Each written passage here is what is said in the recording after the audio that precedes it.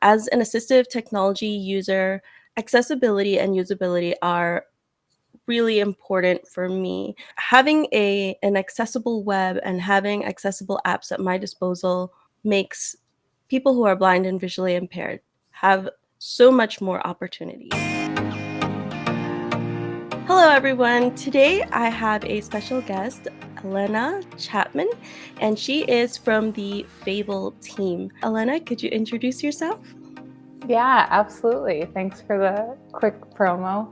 I'm Elana Chapman. I'm Fable's Accessibility Research Manager. I'm coming to the field from a background in sign language linguistics before I moved over into the UX space and eventually became kind of a mix of an accessibility specialist, but also a UX researcher. And so that's the role I get to play on the Fable team in terms of helping our customers have a successful, accessible research experience with Fable products, but also getting to do cool, exciting experiments like the one we're going to talk about today.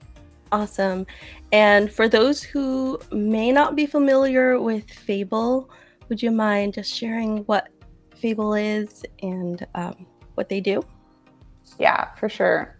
So Fable is a suite of different products at this stage in our game, but we're focused on helping folks meet with people who use assistive tech and understand that experience better and bring it into their product cycles earlier on. When you're looking to improve the usability and accessibility of your products, making sure that you have user voices, assistive technology user voices in the mix is one of the most important things. And so we help with that process of meeting with folks who use assistive technology themselves, but also with a suite of customized training for if your team is not sure where to get started and they're looking to build those skill sets. We also have training to help that pain point as well in the product cycle journeys. I actually am also a Fable member. I am a tester myself, and I have been since January. I think what Fable is doing is incredible. There's a saying, nothing for us without us, nothing without us. And you cannot design for accessibility and usability without actual people who use assistive technology. And from that knowledge, that's where you can really make things that are usable for us and that we can access. And what Fable's doing, I think, is so essential in our world today, where everything is digital, everything's on the web or using apps. And Fable recently did a study. Could you tell us a little bit about that? Yeah, where to begin? I'll give some groundwork in terms of what the study entails to help kind of frame it before we dive in. And so you'll hear me say Accessibility Usability Scale, or AUS, or AUS throughout this call. We say all three. I typically stick to AUS. But what our journey looked like about 2 years ago was, so we're playing in the usability space. And one of the challenges with usability is it can be hard to measure with a number sometimes. And so when you're trying to communicate, oh, I did this study, I did a bunch of research with people, and you're trying to communicate your findings to other team members, sometimes they're like, could you give us a number to help us understand what you're trying to say? Like, how bad is it? Or how good is it? Both sides of the coin. And so for general population usability studies, what's called a quick and dirty tool is the System Usability Scale. It's been around for years. It plays an important role in the field in terms of letting researchers get like a pulse check on how usable is my product. And so we started to try to use it 2 years ago, and we're like, ooh, this isn't doing what we want it to do. The original questionnaire, which is still useful, still used, I used it a bunch before joining Fable. It has questions like, I would need the help of a technical person to use all the features of the system? That's like a question off the original survey, and you have to rate it basically from 1 to 5 how much you agree. If you're a screen reader user, you might not need a technical person. It's just the website's coded in a way that your screen reader can't actually click a button. Or if you're a magnification user, there's this huge area of white space and there's a button that's like right aligned and it's really hard to find. Those things aren't technical issues. They're usability, they're interactions with people's assistive technology. And so what we did with that original survey is we rephrased it. So it's off the framework of the System Usability Scale, the SUS, but it's reworded to capture that lived experience of someone who uses assistive technology. And so this is for that question specifically. You probably know better than me because you've had to fill out the AUS, but it's phrased more, I would need the help of another person to use all the features of this experience. We have this rephrased survey. We released that little over 2 years ago.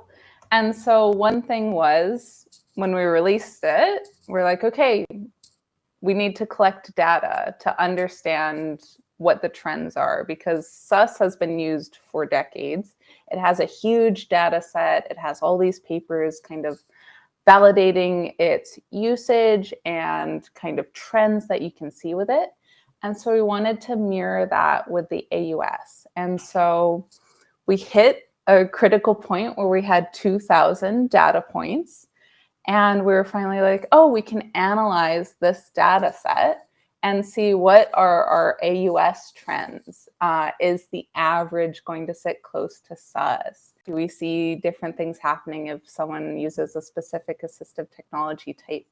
And so we were looking at that data set to understand, one, is the AUS a good measure for someone's perceived usability, but also what are some trends that we can uncover in terms of accessibility in the web, just in general? I definitely can relate to that button, by the way, on the right with all that white space. That's what I always call elements being out my outer space. I've heard Blizzard before. Outer space is a new one. So why is it important to capture accessibility and usability with a number? Yeah, this is part of the UX field. We have different personalities that you're trying to convince or get to action your research at various times. And so you never want to lean into one thing. And so typically when I'm sharing findings, it's a mix of multiple data points. And so for some people, because typically I keep referencing, because you've done so many usability studies with me, a lot of our times that we're going through it, it's task-based activities. And so it's like, okay, you're trying to do this thing and you're like, all right, Elana, let's try our hand and see what happens. And so you have that task that you're trying to accomplish. And so when I'm doing research, I'm looking at completion rate. I'm looking at what are you verbally telling me in terms of quotes, videos, what's your take on the accessibility? But also I ask you things like, would you recommend this experience to someone else? That's like another data point.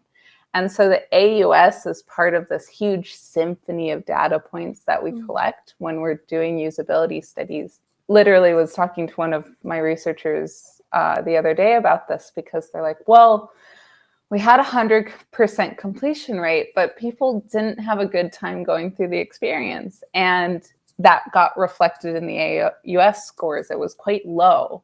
And so you have completion, which is great. Like that's, if anything, that's the baseline for me. If you don't have full completion rates, that's where you start. But once you do have that kind of, okay, people can get through the experience, but they aren't enjoying it, the AUS lets you kind of measure that of, okay, we tested with these different user groups, we ran them through our experiences, and our magnification users are giving us that low AUS score. that kind of lets us zero in on, okay, this is for this specific experience. We should start there because that group's feeling the most pain. And that AUS helps me communicate that of, here's where to start. Here's my metric that kind of backs that up.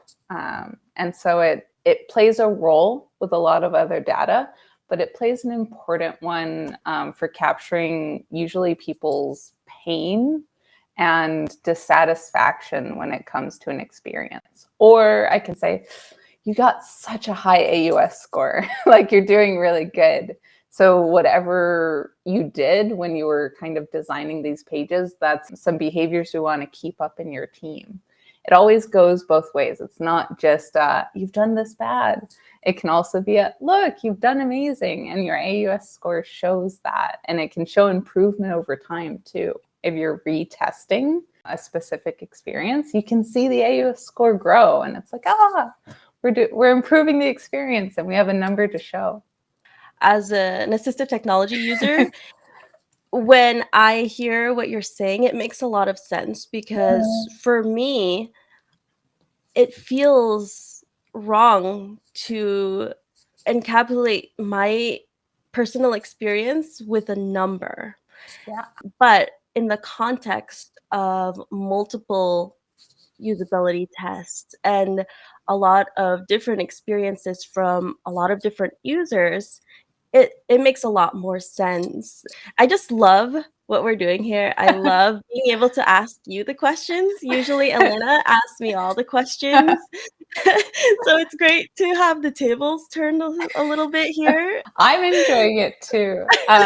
And what you're saying is like so true because a number can't like fully encapsulate the experience. One of my favorite parts of the article itself is there's a section that has quotes that are kind of when you're in this percentile or so if you have the average AUS score, here's a quote of someone who experienced something and then rated the experience that score. That's actually how I communicate AUS score a lot. I have like this is the thing that we can improve, but then I'll have a quote of someone talking about like why they had a challenge and I'll attach their AUS score to that. And so it lets people say like, oh, we got this score and this is what someone said because of our experience. And so that kind of human touch of there are people being impacted by your design decisions, by your dev decisions, and you need to center those folks as kind of like that key purpose that AUS is meant to help communicate. I do want to mention if you are interested in looking at the article, I will have that link down in the description. It's a really good read, but we're going to dive deeper into that today. So we've been talking about this number and this, what I think of a little bit as grading accessibility and usability. First, what's the difference between accessibility and usability? And how do they play together? So depending on which camp you're in, you can answer this differently. I'll answer from Fable's perspective because that's where a lot of my processing has happened in terms of that question itself. But for us, they're two separate entities. And so for accessibility, that's can someone access the content? Does it work with their assistive technology? It happens more on a foundational programmatic level. And so that's things like you try to increase your zoom and the font pixelates on you. That's something that it comes out because of the interaction with your assistive technology. Or we have a button and it's not programmatically labeled, meaning that a screen reader user gets to it and they hear button and that's it. There's no label to it. So they don't know what that button does. Those types of things sit in that accessibility category of there's like a very clear solution in terms of how to remedy those items versus usability, which is okay, I can access the content, I can use it in a like foundational sense. Do I enjoy using it? Up for debate. And so this is something like there's a cart button on the page. If you were to find it, you could use it as a magnification user. They've like stuck it bottom right of the page for whatever reason. And so you spend 30 minutes trying to find it because you're panning across the page, you're zooming in, you're zooming out. It's like hard to see. Those kind of sit in that usability category of if you were to find the button, you could use it, but there's kind of a usability aspect to getting to it, to finding it, to enjoying using it. And so for Fable, these two things work together. You can't have an accessible experience if it's not usable, and you can't have a usable experience if it's not accessible. But they actually sit together. There's definitely things that kind of mesh both worlds, which is kind of how I feel about color contrast, because there's an accessibility piece to it of if you have really gray font, it's not accessible. But then there's kind of that usability aspect of, okay, well, I met WCAG guidelines, for example, some like international accessibility standards, but it's still really hard to read. And so that's where you start to get items that blend both sides of it. And so for our stance specifically, you need to have both to have a good experience. And the AUS is meant to capture that kind of harmony between the two. It's not looking specifically at accessibility or specifically at usability. It's what's the perceived experience for our assistive technology users, and accessibility and usability play into that from both sides. For our purposes, because we kind of have three large assistive technology groups that Fable interacts with. And so we have our screen reader user group, we have our magnification group, and then we have alternative navigation, which is anything that's augmenting a mouse or keyboard for our standards. And so each of these groups kind of has their groupings of what items are accessibility issues that are like almost always going to cause problem. Not having dark mode is like an interesting one, because technically accessibility wise, a lot of magnification software has ways to invert. But once you invert colors, it's a bad experience when you're shopping. You've talked to me about this specifically, actually. It's so funny, which you could speak I to that hear more. my words talking back to me. I've learned a lot from you in terms of color inversion experiences. Accessibility wise, you have the power to invert, but it's a bad usability experience. A big one for alternative navigation, it's not technically an accessibility issue, but a usability one is scroll can be quite challenging depending on which assistive technology you're specifically on. If you have kind of multiple scroll bars on the screen and you're using like a speech to text software and you say scroll down, but you aren't in the right kind of area, it starts scrolling the part of the page that you don't want. Versus like an accessibility item, which is, I'll use speech to text since we're on it.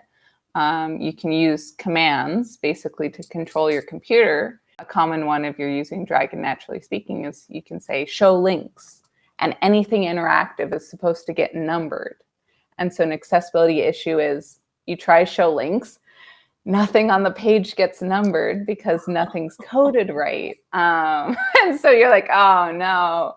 There's backups to navigating, but it's much slower and much more tedious. So it's something rooted in, if you use proper code, things would get numbered and you'd be able to interact with them quickly. But then that like hugely impacts usability. So even though it's like strictly, this is a code foundational issue, it starts to have ripple effects on everyone's perception of the website, perception of the brand. It starts to affect things. I'm curious for you, like when you hit a website that you're not having a good experience on for whatever reason, like, how does that affect your perception of it?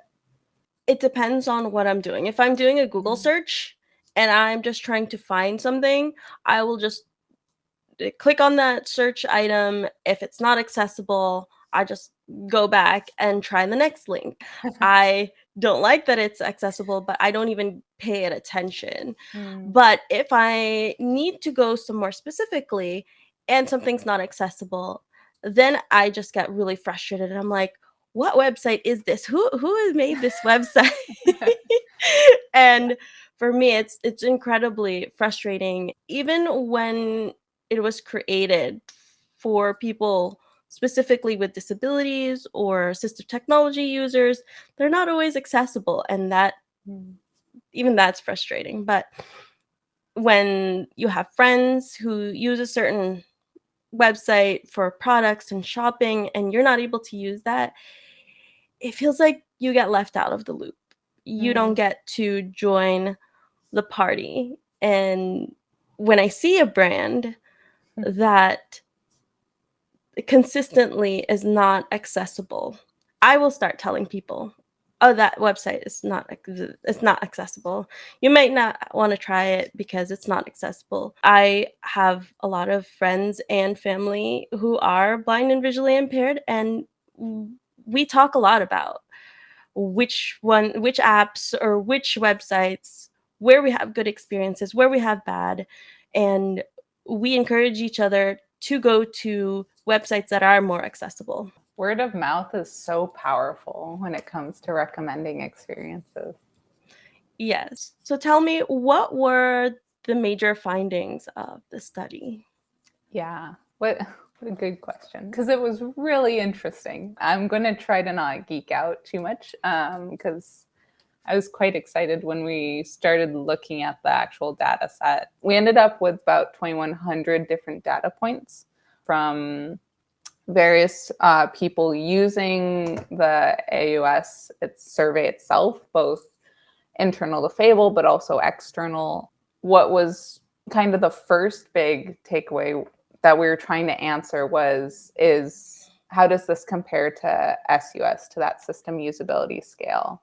And so that first kind of big takeaway for us was that our average AUS score sits really close to the average score for SUS. And so an average experience with the system usability scale sits about at a 68. And so one thing I'll call out, it's not a percentage. And so it's not like 50 is that average. Instead, it's a 68. So that means that 50% of experiences score below that 68 and 50% score above. And so that's why you never want to think of SUS or AUS as a percentage, because it's misleading. 50 is worse than than average in this sense. But so our SUS average sits around a 68, and then our AUS average we found sits around a 65. So really close. And so we had a lot of validation in terms of validity of the metric, validity of our questions that we're asking, because it's a 10-question survey.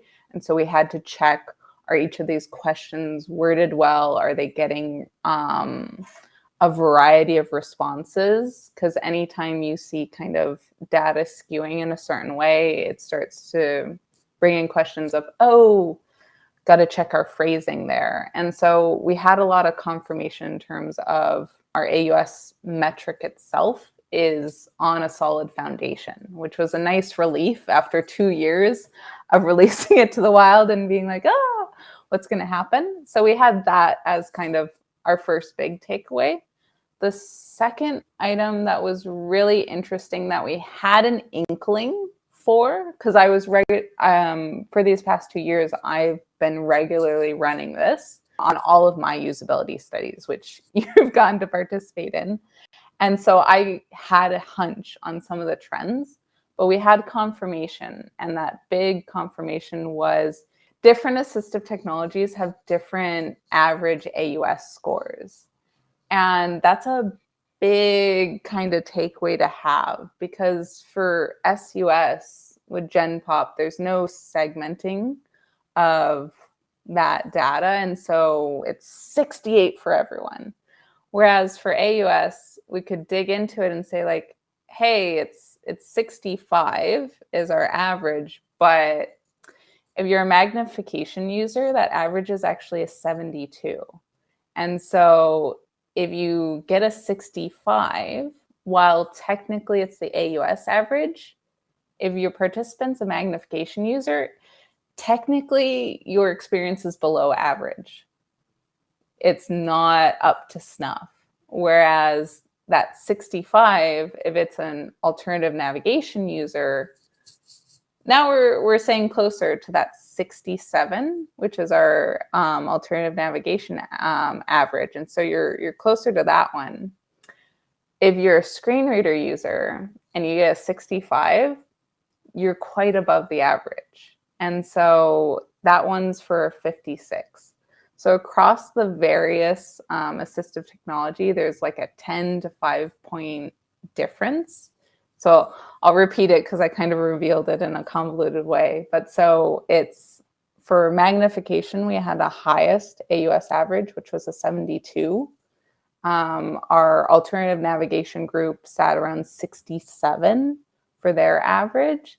And then our screen readers had a 56, which was much lower than our other groups.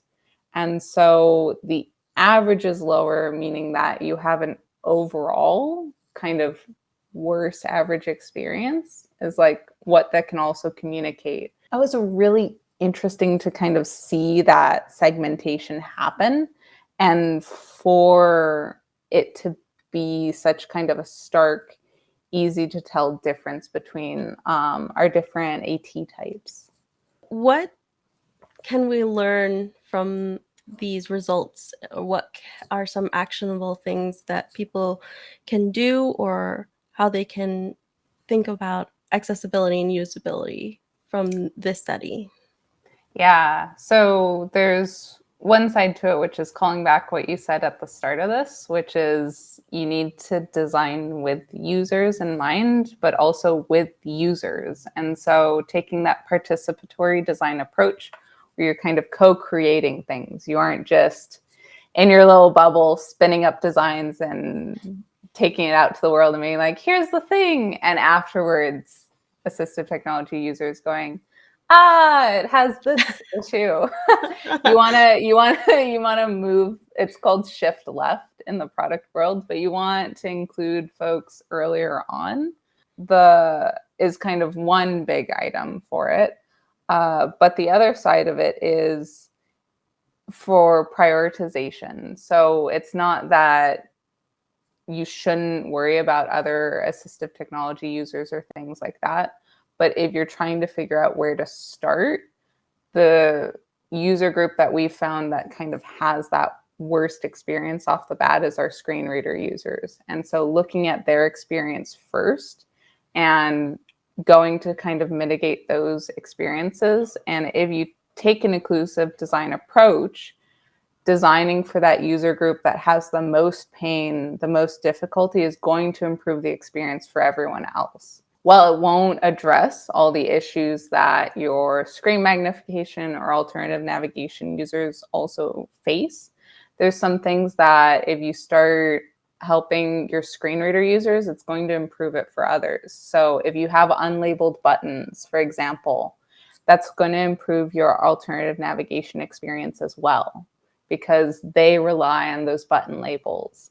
If we find for screen reader users, it takes you a long time to get to one element, that element might also be in an odd space for our magnification users. And so by designing for kind of whoever's having the most pain, it can help you a lot. There's that side where if you haven't done any usability studies on your work, it can kind of point you to a direction of, I can start here. The other side of it is you can start using AUS yourself, and then you can compare against these numbers. So there's the world where you do a study and you have a 70 for your screen reader users, you have a 70 for your alternative navigation, then you have a 50 for your magnification users. And so that also lets you like, oh, we're below the average. And so then maybe you, for your specific product, need to start focusing on magnification. So it also helps those who use the AUS and run that study. It lets them have a benchmark to kind of work against and let them know like, oh, okay, we're underserving this user group the most. Let's start there and pool our resources there to start improving that part of the experience. And then we'll kind of start to disseminate the accessibility across or the usability across our other groups. I can attest to this. I use screen magnification a lot of the time, but there are many days where my eyes are too fatigued, or it sometimes is faster using a screen reader, or it's a really bad glaucoma day. And when I use a screen reader, there are many websites that are just incredibly frustrating, more that I've found that are more challenging than using a screen magnification, and having kind of that data to back that up is really helpful, I think, for everybody in the field. If a company or a business does want to do more usability and accessibility testing, how can they work with Fable? For us specifically, it's typically a reach out to our team. I know you have some links that you can provide for folks who are looking to get started.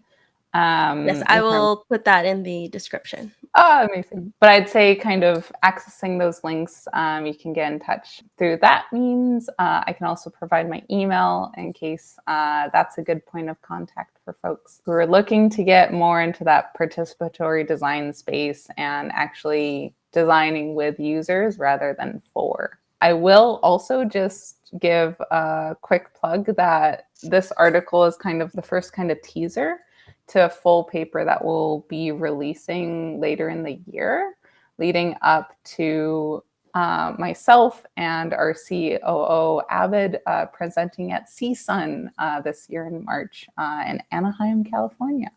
So if you're there, feel free to pull us aside, chat, talk about AUS, or just accessible research in general. Awesome.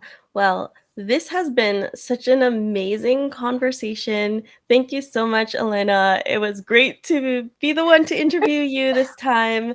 Thank you, everybody. And if you have any questions, definitely check out Fable. You can contact their email. You can contact Elena.